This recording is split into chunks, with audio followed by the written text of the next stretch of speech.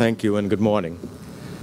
We join together once again in fulfillment of our solemn promise to never forget. To never forget the nearly 3,000 Americans who lost their lives on that fateful day.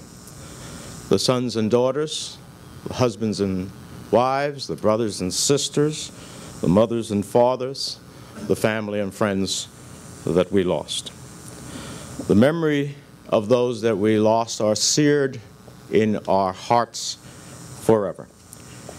And we want to thank the county executive and the Board of Chosen Freeholders for giving us a place of remembrance and reflection. For those of us who serve, there was another solemn commitment to do all that we can to never let it happen again.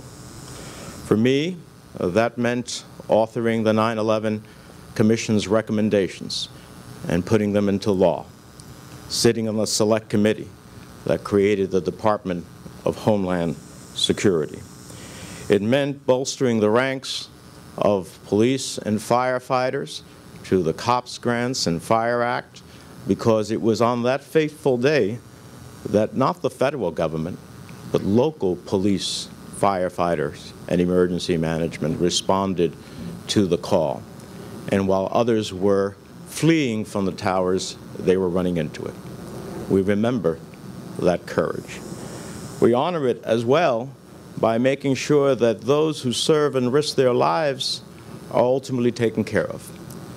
And years later, after September 11th, when police and firefighters began to fall ill and many died because of the toxins that they had breathed in unknowingly on that day, it was amazing to me to find a government reluctant to take care of them.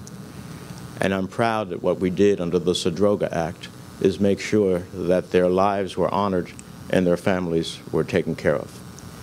It meant taking the battle abroad to those who wish us harm here at home.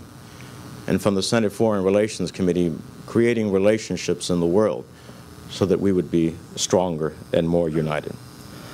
On that day that the bright sky turned dark with ashes, we lost the innocence of another time in our life.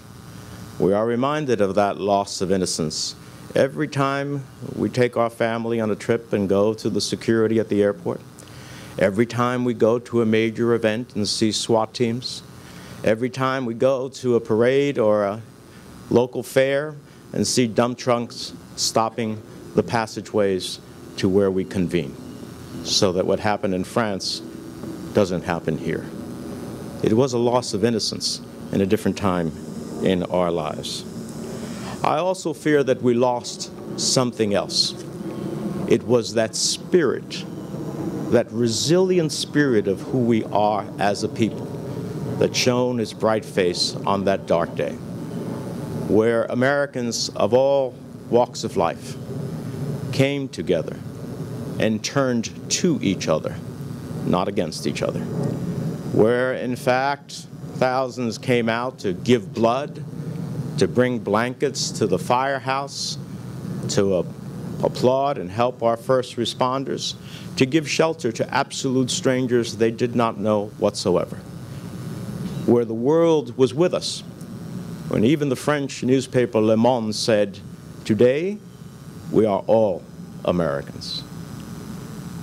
So I hope on this day of remembrance and commitment that we can recommit ourselves to that spirit, that unique American spirit that I think we so desperately need back in our country today. May God bless those and help those whose hearts are still heavy from the loved ones they lost.